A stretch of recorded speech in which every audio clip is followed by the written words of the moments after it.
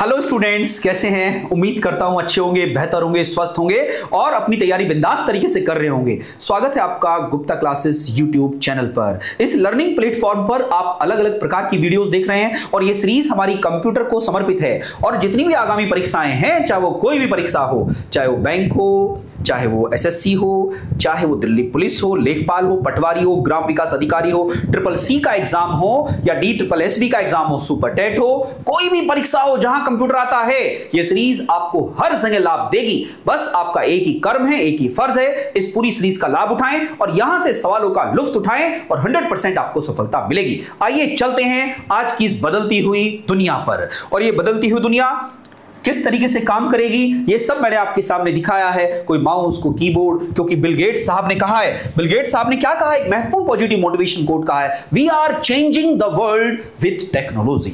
हम पूरे संसार को बदल सकते हैं तकनीक के द्वारा। तकनीकी बहुत जबरदस्त आ चुकी है, एआई आर्टिफिशियल इंटेलिजेंस का युग है। इस युग में तो बहुत कुछ संभव है। आइए चलते हैं आज की यात्रा पर, और यात्रा हमारी सवालों से स्टार्ट होगी। हर प्रकार के सवाल आप यहां पर देखोगे, MS Excel, MS Word, PowerPoint, database, Oracle, language, internet, networking, computer fundamental, सब प्रकार के सवाल आप देखोगे यहां पर। Very good. आपके सामने सवाल है, which of the following is not a database software used on computer? निम्नलिखित में से कौन सा कंप्यूटर पर उपयोग किया जाने वाला डेटाबेस सॉफ्टवेयर नहीं है?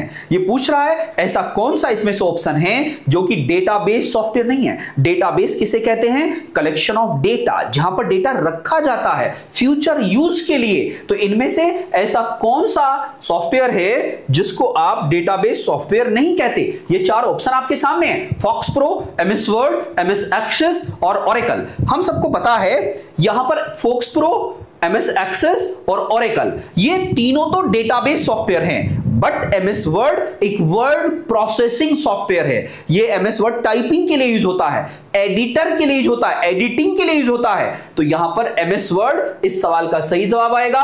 MS वर्ड क्या नहीं है? MS वर्ड एक डेटाबेस सॉफ्टवेयर नहीं है। तो इस क्वेश्चन का जवाब क्या आएगा? सेकंड जवाब आएगा। इसको लिख लेना, समझ लेना और आगे इसका यूज करना। ठीक है, जैसे अगर मैं आपसे कहूं, जैसे मैं आपको बोल देता हूं, सबसे पहले बिट होता है और बिट के कॉम्बिनेशन से क्या बनता है? आपने कहा सर निबल या बाइट बनता है। निबल 4 बिट का होता है और बाइट 8 बिट का होता है। और सर इससे क्या बनता है?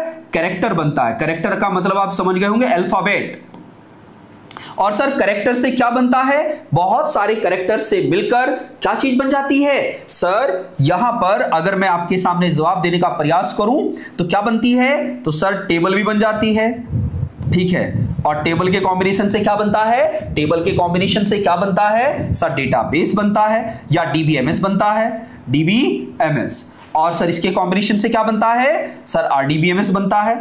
मैं बहुत सारी चीजें आपको यहां पर बताऊंगा। इस बीच में मैंने 4 से 5 चीजें स्किप करी हैं, 4 से 5 चीजें स्किप करी हैं क्योंकि आगे वो सवाल में आएगा। बिट के कॉम्बिनेशन से बाइट, बाइट के कॉम्बिनेशन से कैरेक्टर और कैरेक्टर के कॉम्बिनेशन से यहां पर मैं फाइल भी बोल सकता था, रो भी बोल सकता था, कॉलम भी बोल सकता था, एट्रीब्यूट भी बोल सकता था, टपल भी बोल सकता था, लेकिन मैं केवल टेबल की बात करी। और टेबल से DBMS, देन RDBMS, देन यहीं पर डेटा वेयरहाउस। ठीक है, इस तरीके से कहानी आगे बढ़ती चली जाती है। ठीक है, तो ये बातें आप लोगों को याद रखना है। तो यहां डेटाबेस के एग्जांपल पूछे गए थे, तो ये सब बातें आपने यहां पर देखी। नेक्स्ट सवाल पर चलते हैं। Is a mechanism used by the government of India to contact citizens across India electronically via email, outbound dialing and SMS messages? Bharat सरकार द्वारा ईमेल, आउटबाउंड डायलिंग और SMS संदेशों के माध्यम से पूरे भारत में नागरिकों से इलेक्ट्रॉनिक रूप से संपर्क करने के लिए उपयोग किए जाने वाला एक तंत्र है। तो बताइए, भारत सरकार भारत के नागरिकों से इन सभी माध्यमों से जुड़ रही है, तो उस तकनीक का नाम क्या है? उस टेक्निक का नाम क्या है? क्या उसका नाम EMS IFS है या E-ग्रीटिंग है या E-ऑफिस है या E-संपर्क है? ये भारत सरकार की योजना है। तो बताइए, इनमें से भारत के लोगों के साथ भारत सरकार जुड़ने के लिए इनमें से किस क्रांति का प्रयोग करती है? तो इस क्रांति का नाम क्या है? ई-संपर्क, इलेक्ट्रॉनिक संपर्क का माध्यम से जुड़ती है भारत के नागरिकों से ये वर्तमान सरकार। इस तरीके से आपने सवाल का जवाब दिया। हम नेक्स्ट सवाल पर चलते हैं। 1 पीटाबाइट इज इक्वल टू, आप सबको मालूम होना चाहिए 1 पीटाबाइट। इससे पहले जो लास्ट टाइम पर क्लास हुई है आपने इस सवाल का जवाब भी देखा था। नहीं देखा है तो घबराना क्यों है, आप इस योद्धा वाली क्लास में बैठे हो और योद्धा की क्लास में हम सब विजय हैं, सब जीतेंगे। Very good. इसका जवाब क्या आएगा? 1 पीटाबाइट में कितने टेराबाइट होती हैं? 1024 टेराबाइट होती हैं। अब आपके मन में आया सर ये जवाब तो मिल गया, लेकिन अगर पूरी टेबल मिल जाती सर अच्छा होता। आइए दिखाते हैं पूरी टेबल। टेबल आपके सामने है सर। बिट के कॉम्बिनेशन, बिट का फुल फॉर्म क्या है? बाइनरी डिजिट, याद रखना है। बिट की फुल फॉर्म क्या है? Binary digit. तो बाइनरी डिजिट किसको बोलते हैं? 0 या 1। और एक निबल में कितनी बिट होती है? 4 बिट होती है। सर एक बाइट में कितनी बिट होती है? 8 बिट होती है। और सर उसके बाद क्या आता है? केबी में कितनी होती है? 1024। 1024 को क्या लिख सकते हैं? 2 की पावर 10 बाइट लिख सकते हैं। और सर 1 किलोबाइट के बाद क्या आएगा? मेगाबाइट। मेगाबाइट का मतलब 1024 केबी, 1024 का 2 की पावर 10 और केबी का मतलब यहां केबी आ जाता है, तो यहां 2 की पावर 10 चल रहा है। और ये केबी आप देखिएगा, ये एमबी, जीबी, टीबी इस तरीके से लगातार चल रहा है। ठीक है, तो यहां पर 1 पीटाबाइट पूछा था, तो 1 पीटाबाइट में कितना हो जाएगा? 1024 टेराबाइट। ये आपको ध्यान देना है। बस ये यहां पर आ जाएगा, ये गीगाबाइट यहां आ जाएगा और मेगाबाइट यहां आ जाएगा, किलोबाइट यहां आ जाएगा। ये बात आप लोगों को याद रखते चलना है। इस तरीके से ये सीक्वेंस बन जाएगा। कभी कभी आपसे ये पूछ लेता है, कभी कभी ये सीक्वेंस से पूछ लेता है कौन बड़ा है कौन छोटा है। तो इस टेबल को ध्यान से लिख लो जिससे कि आपको परेशानी ना हो। Very good, well done. आगे बढ़िएगा। Which of the following is not an example of software? निम्नलिखित में से कौन सॉफ्टवेयर का उदाहरण नहीं है? सॉफ्टवेयर किसे कहते हैं आप जानते हो? जिसको जैसे इसके अंदर ये पैनल के अंदर जो दिख रहा है ये सॉफ्टवेयर है। अब अगर मैं इसमें हाथ लगाने लगूं, इस पर हाथ लगाने लगूं, स्क्रीन पर हाथ लगाने लगूं, तो स्क्रीन जो है स्क्रीन हार्डवेयर है। जिसको देख भी सकता हूं, जिसको छू भी सकता हूं वो हार्डवेयर, और जिसको केवल मैं देख सकता हूं इसके अंदर है, मैं इसको बाहर निकाल के नहीं ला सकता, ये सॉफ्टवेयर है। सॉफ्टवेयर को केवल देख सकते हो, हार्डवेयर को देख भी सकते हो और छू भी सकते हो। तो इनमें से ऐसा कौन है जिसको निम्नलिखित में से कौन सॉफ्टवेयर का उदाहरण नहीं है? तो बताइए इनमें से कौन सा सॉफ्टवेयर का उदाहरण नहीं है? ये तो आपके लिए बच्चा सवाल हो गया। अब देखो sir, MS office, tally, Chrome, ये तो सर सारे सॉफ्टवेयर हैं, लेकिन सर हार्डवेयर कौन है इसमें? सर माउस इसमें हार्डवेयर है। इसको हम देख भी सकते हैं, इसको हम छू भी सकते हैं। तो सवाल का जवाब आपको मिल गया है। Very good, well done. आगे देखिएगा। In a computer system 1 nibble is equal to, ये क्वेश्चन दिल्ली पुलिस में पूछा गया सन 2023 में। 2023 में दिल्ली पुलिस में सवाल पूछा गया कि बताइए एक कंप्यूटर सिस्टम में एक निबल बराबर होता है किसके? तो कुछ देर पहले उस टेबल में आपने पढ़ा था 1 nibble is equal to 4 bit.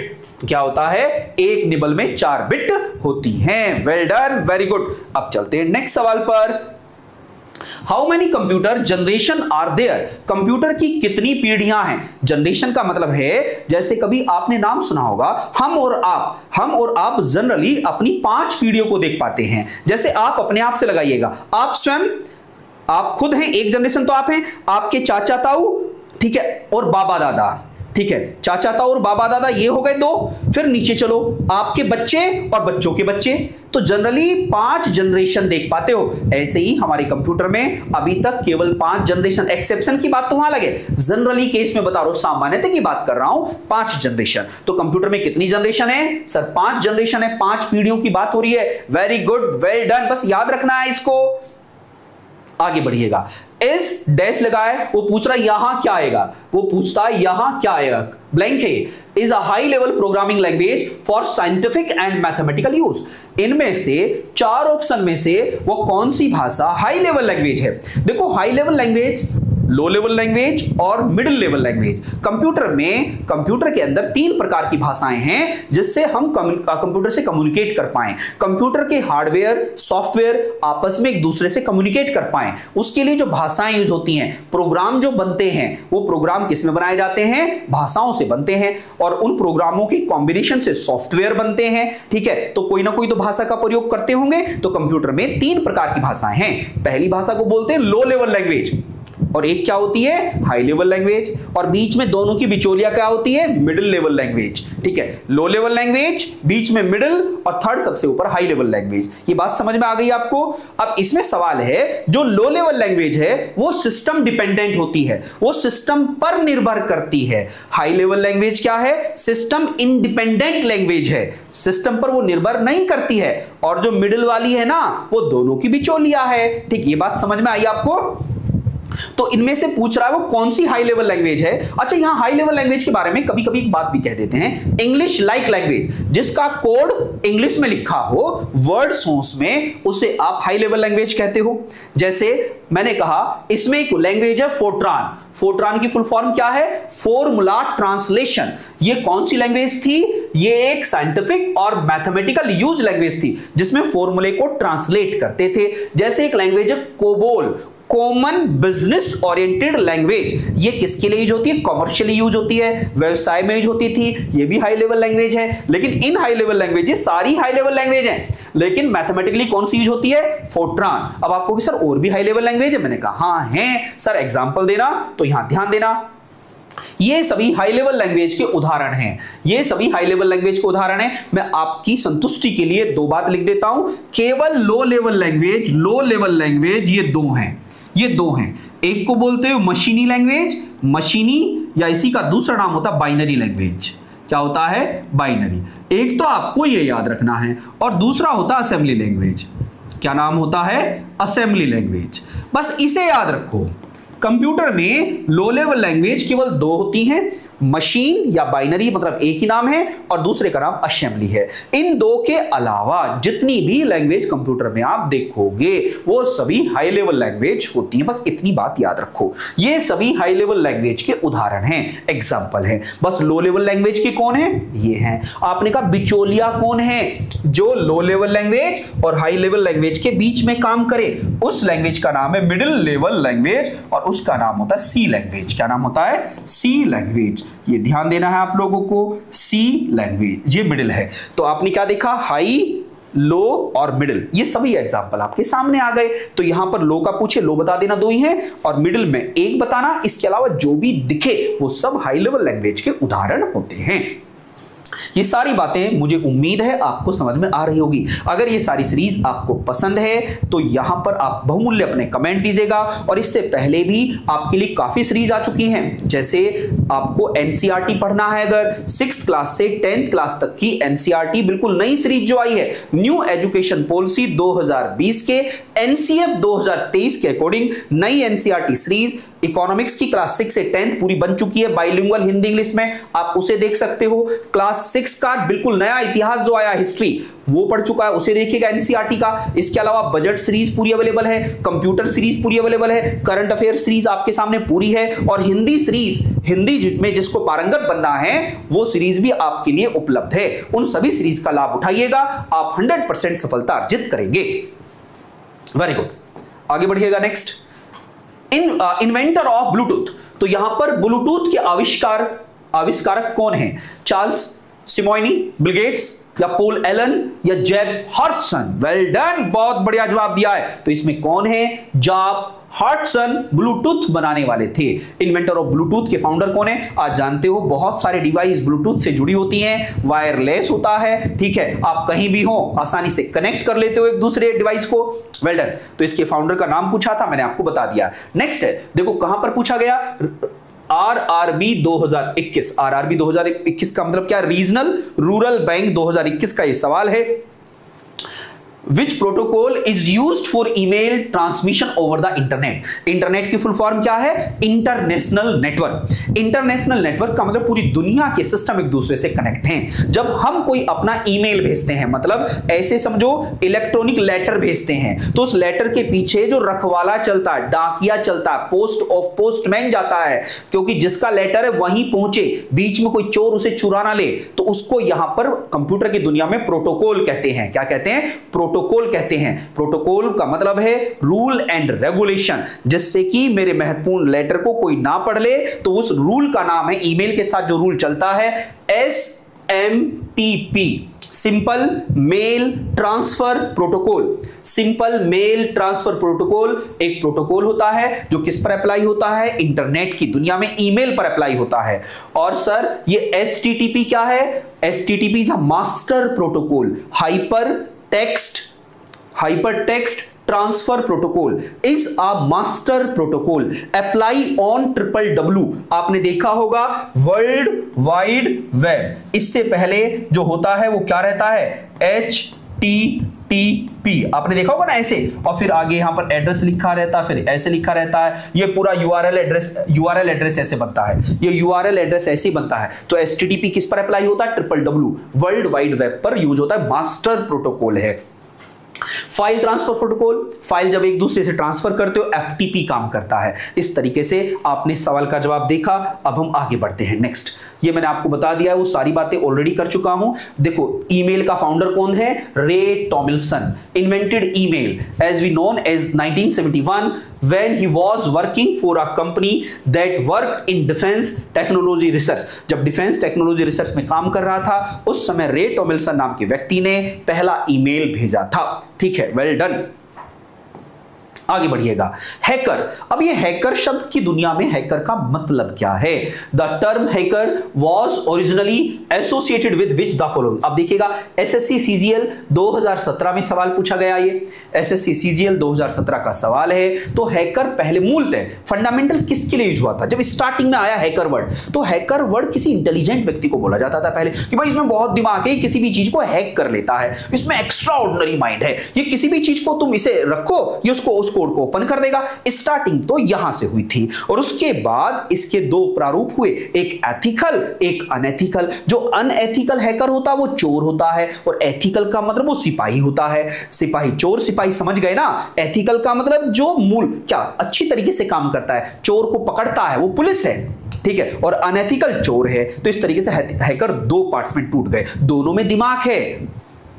Computer programmer होता है, कंप्यूटर प्रोफेशनल होता है, who solved complex computer problem. Starting में ये था वो हैकर, स्टार्टिंग में ये था वो hacker, computer professional who solved complex computer problem. एक कंप्यूटर प्रोफेशनल होता है जो बड़ी बड़ी दिग्गज समस्याओं का समाधान आसानी से कर दिया करता था, उसको क्या बोलते थे, हैकर बोलते थे, उसको हैकर बोलते थे। इस सवाल का जवाब क्या आएगा सर, थर्ड जवाब आएगा सर। ये मैंने बता दिया 1960s में, in 1960s the hacker refer to the individual who were proficient computer programming and problem solving, often with the focus on optimizing code, pushing the boundaries of technology। इसके बारे में ये बात आपके लिए महत्वपूर्ण हो जाती है। वेल डन, आगे चलिएगा। दूर संचार क्षेत्र में ISP का तात्पर्य क्या है। ISP जानते हो कि क्या लिखा है, in telecom field. ISP stands for, इधर आपका ये कमेंट बॉक्स होता है तो मैं देखना चाहता हूं कि भाई वीडियो कहीं पोस्ट तो नहीं हो गई है, रुक तो नहीं गई है, ठीक है, क्योंकि अभी मैं आपके लिए इसको बना रहा हूं और फिर आपके लिए अपलोड हो जाएगी ये। Well done.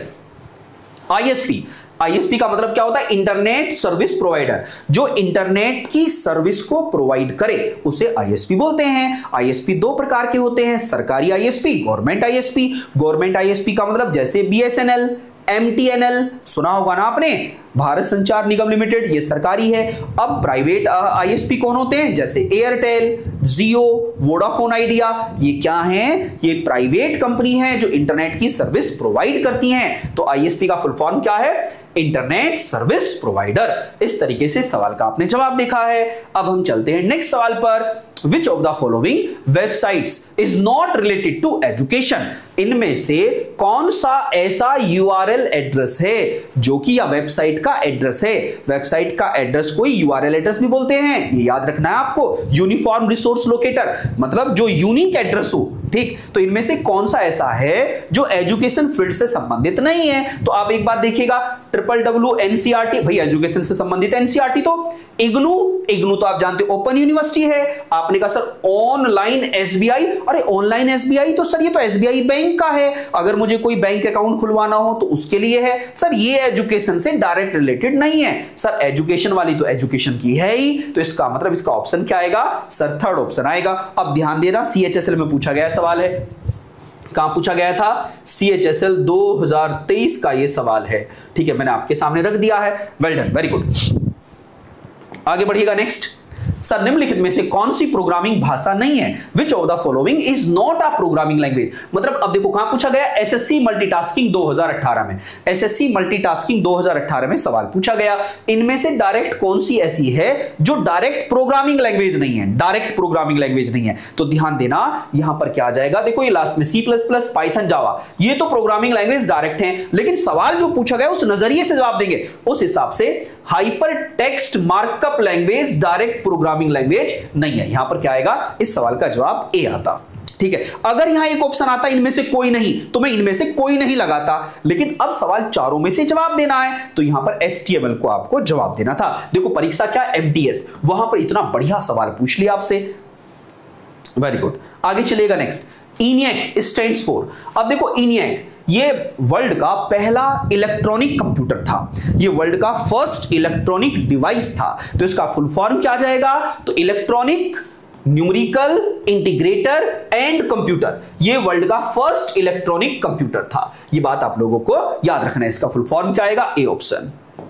नेक्स्ट सवाल है, which of the following is needed to access the internet. Internet तक पहुंचने के लिए निम्नलिखित में से क्या आवश्यक है? Sir IP address, email, television या हैकर। अच्छा एक बात बताओ, आप अपने कंप्यूटर में इंटरनेट चला रहे हो, तो इंटरनेट तक पहुंचने में तो आईपी एड्रेस की जरूरत होती है, इंटरनेट प्रोटोकॉल एड्रेस की जरूरत होती है, तो किसकी जरूरत होती है, यूनिक आईपी एड्रेस। हर एक हार्डवेयर डिवाइस का जो इंटरनेट से जुड़ा हुआ होता है उसका एक आईपी एड्रेस होता है।